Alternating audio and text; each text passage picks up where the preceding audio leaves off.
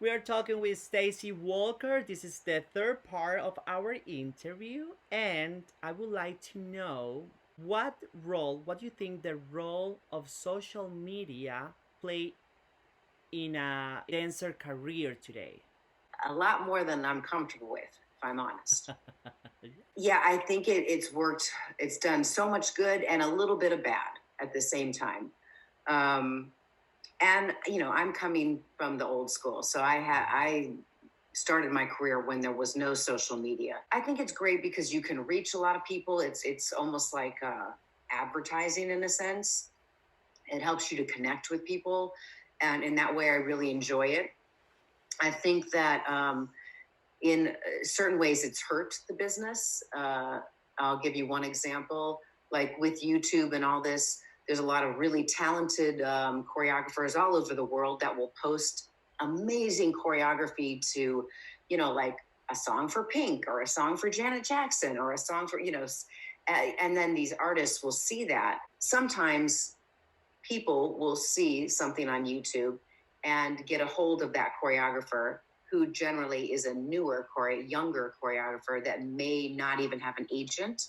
Mm-hmm. And so then the person calling will say, oh my gosh, I loved what you did on YouTube. I'd love to hire you to do my next video. I want to pay you $50.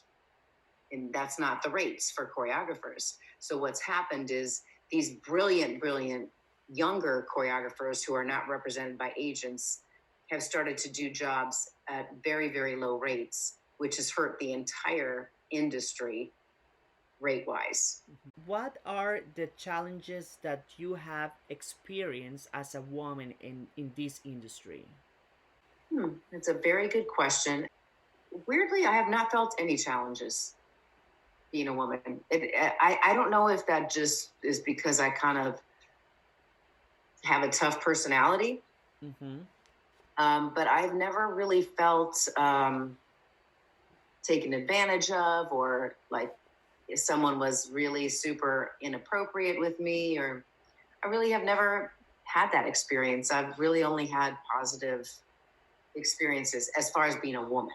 And actually, I read in an interview that you, in This Is It, you have the chance to work with, to create the male and female choreographies at the same, like most of Michael's choreography is more male based. If you look at his, I'll say music videos because that's how your audience may know them. Really, he never did a video. They were all film, if you get technical, but all his films are, as you may know them, as music videos, were pretty male dominated. So when we were on tour, a lot of the choreography was male dominated.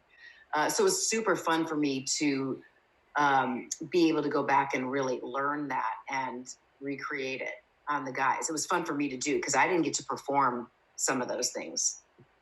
You know what I'm saying? Yeah. Like Beat It, there were no women in Beat It. That was a male-driven experience. Mm-hmm. So, or even Dangerous, I love that song. Smooth Criminal I did, but the guys had much more choreography than the girls did in that number. So it was fun for me to learn the guys' choreography. Really, really fun. Loved it. Are you familiar with the idea you are inspirations for so many people around the world? When you go to sleep, when you are just, like 5 minutes before sleep and you are thinking about the day. I've not ever thought that. But that's very sweet of you to say, but that feels very weird to me. Yeah. It's one of those things that it doesn't feel warranted. Like I don't feel deserving of that. Mm-hmm. I'm emotional now because you said that. Yeah.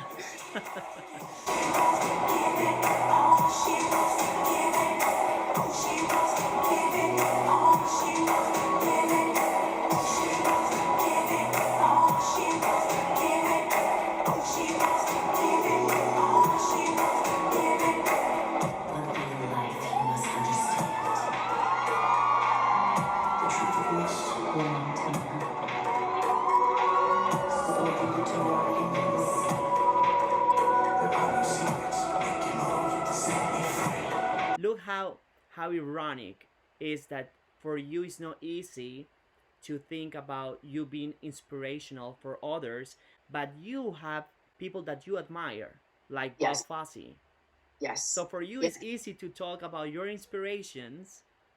And for the people that don't know, Bob Fosse is the creator of Chicago. That's one of my favorite musicals.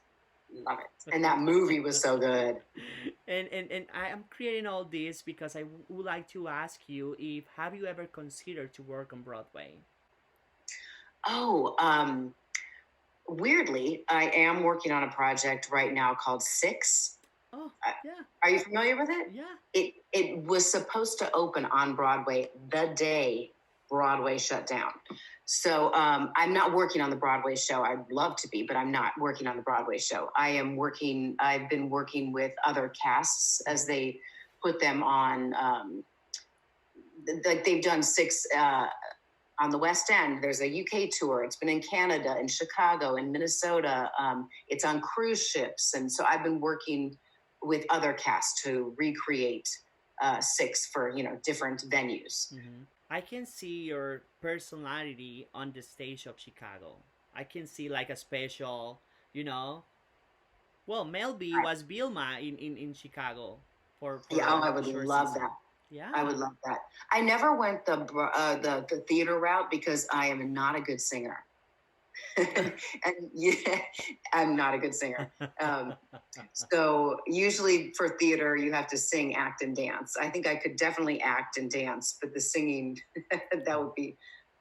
that's where I would be cut. So we have talked a lot about the creative aspect of working in dance.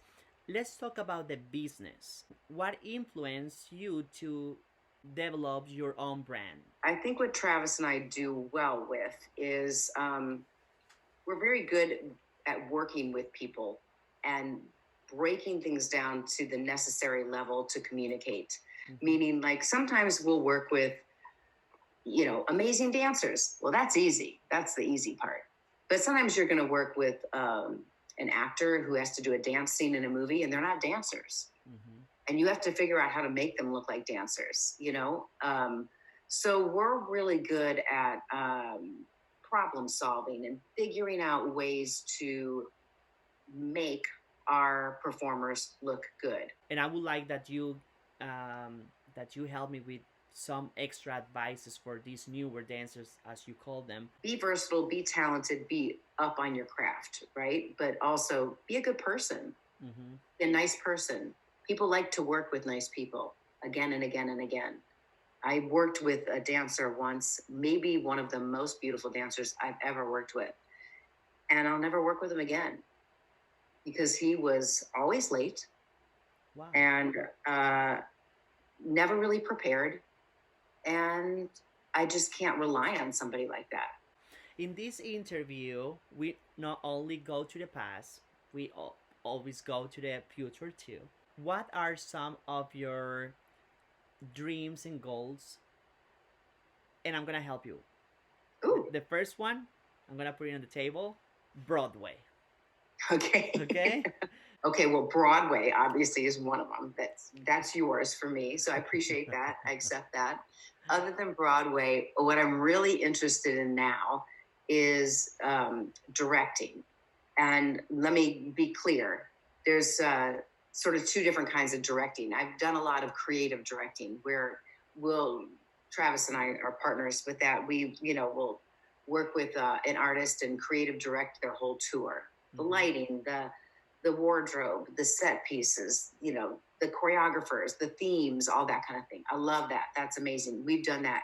What we're just starting to get into and what I'm very hopeful will happen shortly is to start directing TV and or film. That's a beautiful dream and goal. Thank you. And really my like overlying dream is just to be happy and continue to work doing things I love. I'm pretty sure tonight when you have these 5 minutes before get asleep, you're gonna think what I told you. Like, because nobody told you before. Well, today I told you you're so inspirational for people, including me that I was not a dancer. Thank you so much for the time. Thank you so much for the patience. Thank you so much for just be here and sharing your professional and experience and talented career. Oh, I hope we can talk again. Thank you. You made my day. You made me feel very special. I appreciate it so much. Well, Stacy, thank you so much, and for all the people that is connected with us, don't lose it because Stacy is only the first person that is gonna be my guest in this international edition of the interview. So thank you so much. Bye bye.